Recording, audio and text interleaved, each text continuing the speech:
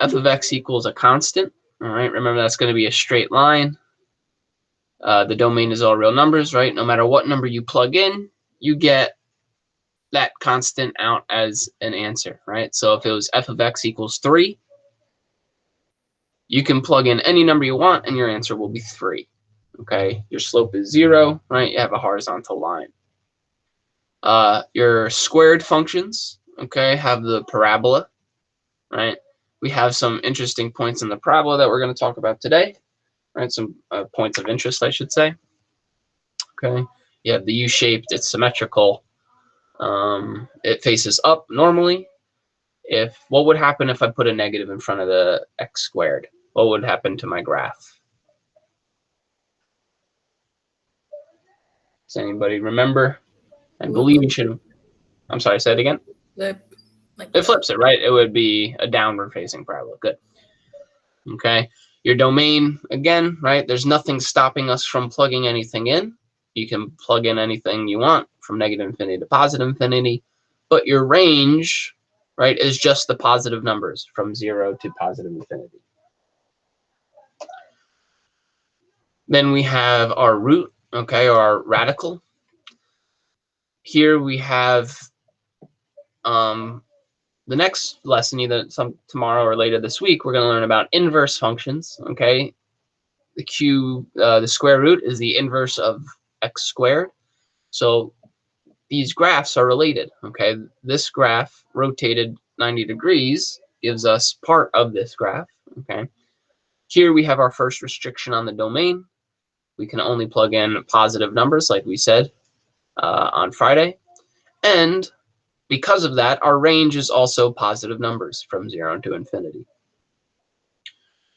We didn't talk about this, I don't think, but here we have an absolute value.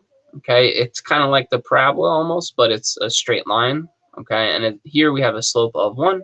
Here we have a slope of -1. Again, there's nothing stopping you from plugging anything in. The domain is all real numbers. But again, like the parabola, our range is just positive. Okay, and that's the definition of absolute value, right? You take the positive value of whatever you're plugging in. A quick tidbit, absolute value is mainly used for measurements because if you're talking about things like physics, okay, it makes sense to have a negative distance. Okay, if you have a reference point and you're traveling, quote unquote backwards, you're moving into the negative, into the left side of the graph. But if we're just talking about mathematics and distance, okay, that has to be a positive value. You can't have a triangle with a side of -3. That doesn't make sense. But if I was talking about, maybe traveling in a triangular pattern, right? If I move left, I'd be traveling in a negative direction. So we'll see some absolute value stuff later in the year. Right, and then here we have an x to the third, okay? Like I said on Friday, that goes back to our linear function, right? You can plug in anything and you get out anything, because -2 to the third is -8, right? +2 to the third is +8. Here is a cube root, okay? We didn't see that last time, all right? That's the inverse of x cubed, right? Here we have no restrictions, because the cube root of -8, right? What number times itself 3 times gets us a negative? Well, that makes sense. We can do that, okay? We go up to here, right? And if I wanted to find the square root of -4, well, I can't multiply a number times itself to get me a negative number. It doesn't make sense. And then here we have our rational with a T, rational. Okay, 1 over x. Now notice here they have the inclusion symbol, the U there, like we saw. So our domain skips over 0 there. All right, so these are our main basic functions, and I don't think there's too many more to talk about. No. Have you guys heard of the greatest integer function or a step function?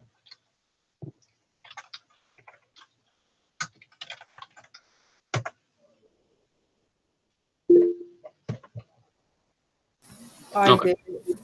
If you see the graph, you might. Oops, I must have spelled that wrong. Yep, not a steep function, a step function. Okay, let's see. Okay, a step function will look like this. So what this does is it graphs whatever you plug in to a whole number. So it's kind of like rounding. Okay, if it comes up, we don't see this too much, but if it comes up, I'll talk about it more. Okay, so in our graphs of functions, we have some special parts that we have to kind of, pay attention to. I lost my page. Give me a second.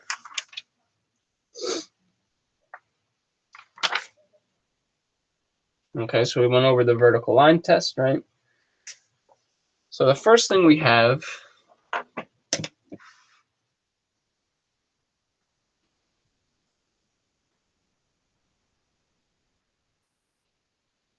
is the zeros of functions.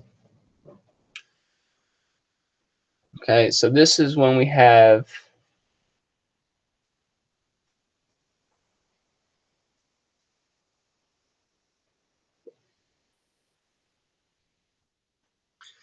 any x values where we have our function f of x equal to 0.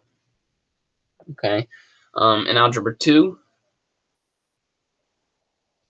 okay, they would be the roots of your function. Okay, or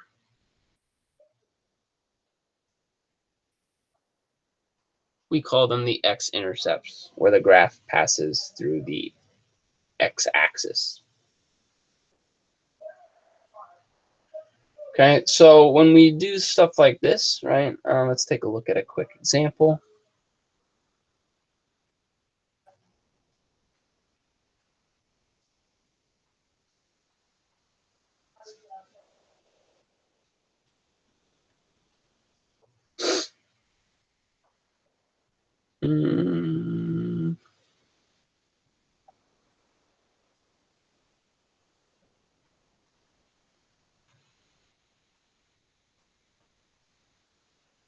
Okay, so for example, we might want to find the zeros of f of x equals 3x squared plus x minus 10.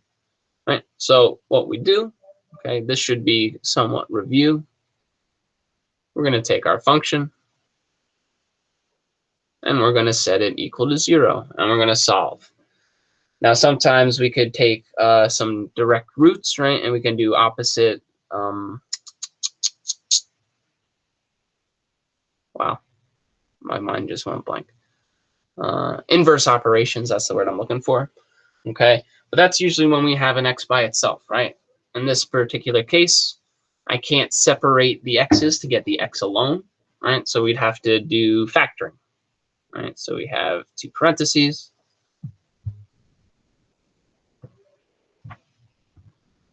Two numbers that multiply to 3x squared would be a 3x and an x, right? Two numbers that multiply to negative 10 could be 1 and 10, but that probably won't get me any combination here. So we can use 2 and 5, right? So I'll put the 5 and 2 there, right? This is negative, so one of them has to be negative. This is positive, so my larger factor has to be positive. So I'm going to have a plus 5 here and a minus 2 there. We set it equal to 0, right? And we solve each one. 3x plus 5 equals 0. X minus 2 equals 0. We subtract 5. We divide by 3. One of our zeros is negative 5/3. Here we just add 2, and we get our second zero as x equals 2. Okay, now these are great tools to start graphing, right? If I wanted to try to graph, I'd have a 0 somewhere over here at negative 5/3 and over here at 2, right? And that's one way we can start to graph, right? Remember, this is a parabola. We have x to the squared. Okay. Another way we can do this is we can look at the graph itself, right? That's a great way. That'll tell us exactly where our function is. All right, so let me type it in here. We have 3x squared, what was it, plus x minus 10. Oh, did I do something wrong? I did something wrong. I gave the wrong signs, okay? But you can see here, right? So this is good. So one of my zeros, okay, here you can see the y is equal to 0 when we have x is -2, okay? So I made a mistake. So one of our roots is -2. And then we can see here, right, it's in between 1.5 and 2. And we hover over the exact point, we get 1.667, which is in fact 5/3. If you did 5 divided by 3, you get 1.667. Right. So the only thing we got to do here is we got to make sure these are the right signs. So that's a negative, that's a positive. We change these. All right. So that's finding zeros. We have some simpler versions, right? If you had... I have a question. What's up? How would it be x plus 2 if we need... Never mind.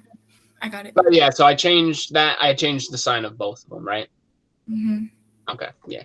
Right, because we need the -10 there. Side question. How do you guys feel about factoring like that? Oh, it's good. I confused myself. Okay. But, I mean, we feel pretty comfortable overall. Because if we need to, maybe we'll spend a day just practicing factoring. There's a few tricks that I'm not sure if you learned on your way up.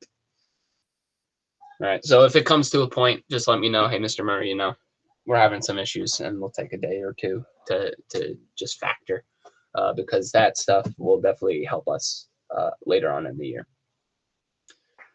Okay. Going back email. Let's see. We can do...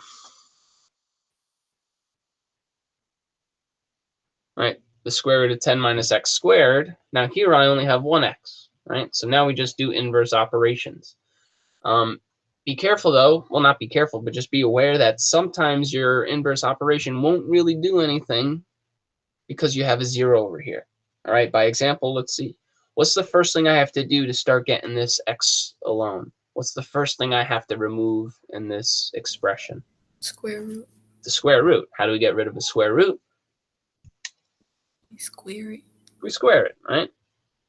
So when I do this squared, it just leaves me with 10 minus x squared. When I do this squared, I still have 0, right?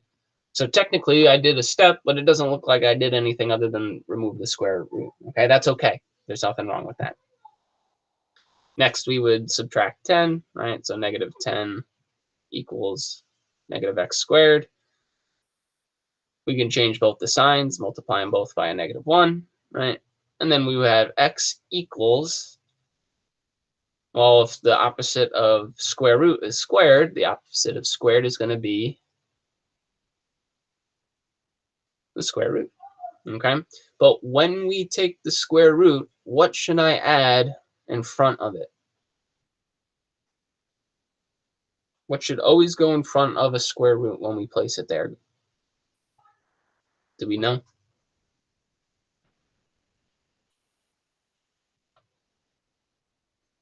A plus minus. 2 square root of 5. We can leave it just like this. That's fine, okay? But always make sure if you take the square root, add the plus minus.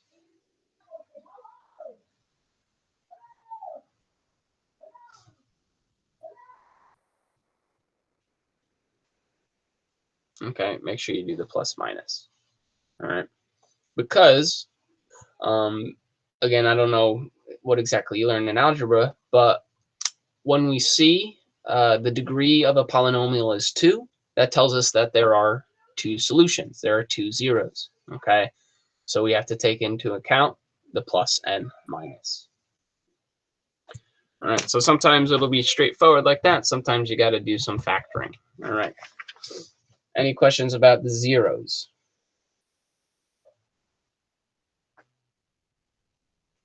All right. So another part that we have other than the zeros of the function, so that was 1. So we'll say 2 Excuse me.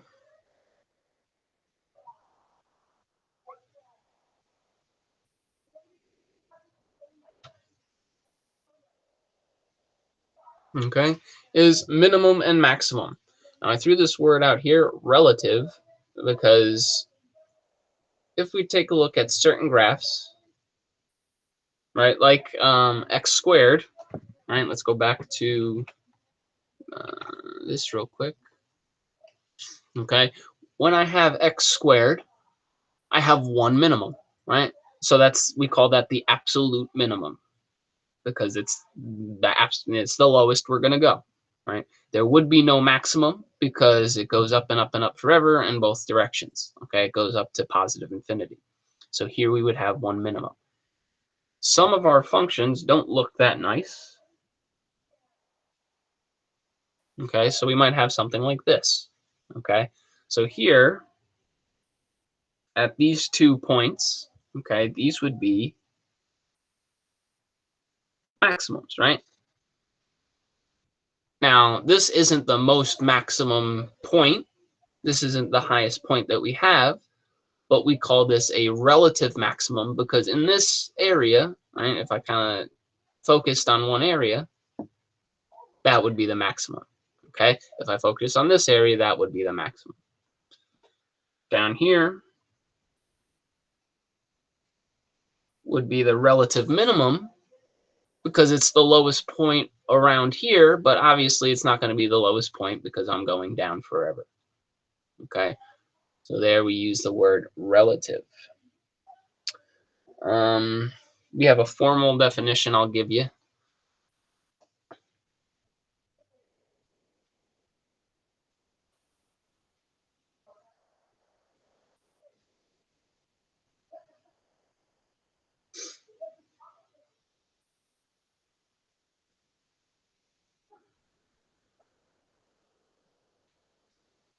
Actually, that's too much to write. Maybe what I'll do is I'll take a picture and I'll send it to you. But really what it's saying is that for this x value, for a, everything else around it is greater than, okay? And for the maximum values, everything else around it will be less than, all right? So actually, don't worry about this part. Um,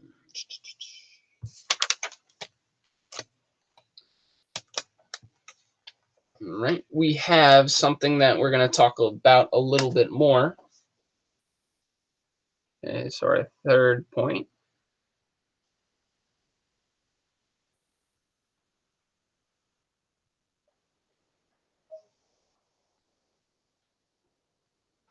Okay, increasing and decreasing intervals.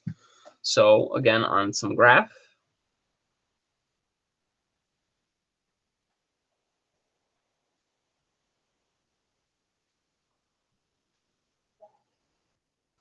okay, so say we have a graph, maybe some cubic function that looks like this, right? And I notice where my maximum is at point A and my minimum is at point B. So the increasing and decreasing parts are pretty, self-explanatory, especially when you have a graph to look at, right? Increasing is where the graph is going up, where it has a positive slope.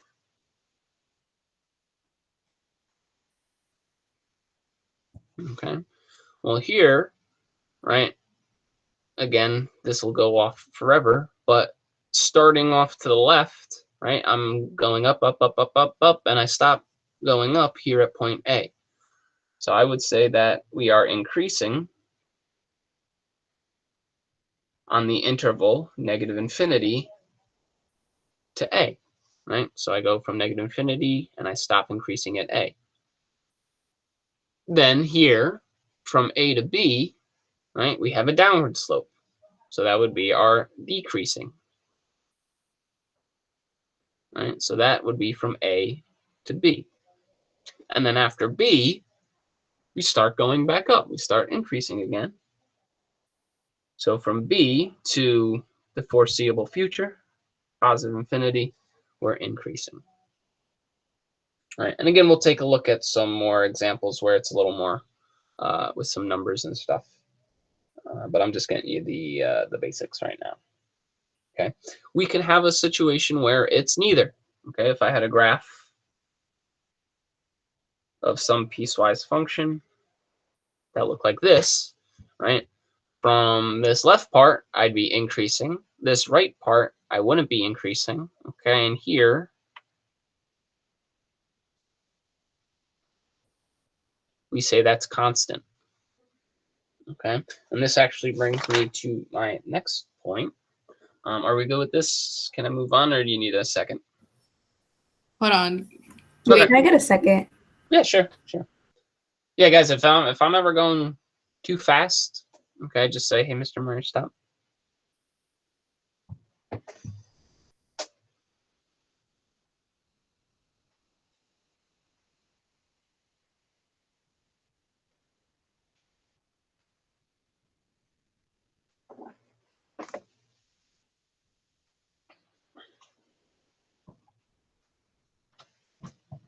So let me know when you're good.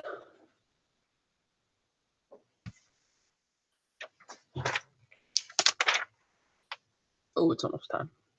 Okay, we got one more thing to talk about, and then. Okay, I'm good. Okay. Thank you. So remember, this is in the recording too. I'll put up today. So if you really need to go back, okay, you can do that. What was this, point 4?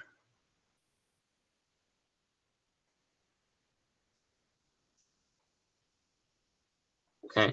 The last thing we'll talk about is the average rate of change. Now this is going to be important, especially moving on to AP calculus. All right, but let's remember, average rate of change is also known as the slope. Right, so we have some function, could look like whatever, but I want to find the average rate of change between 2 points. Okay, so here I'll say that this is x1, this is x2. Okay, so we have average rate of change, average rate of change, AROC. Okay, so remember that's going to be the change in y.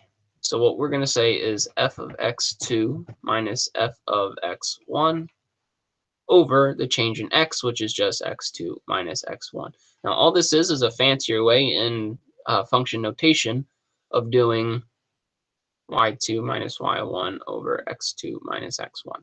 Okay, and what we'll do tomorrow is I have one more thing to talk about, and then we'll start looking at all of this with numbers.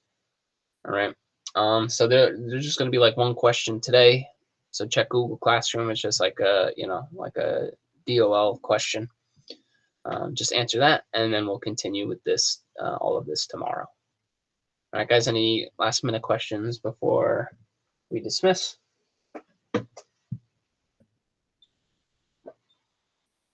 No.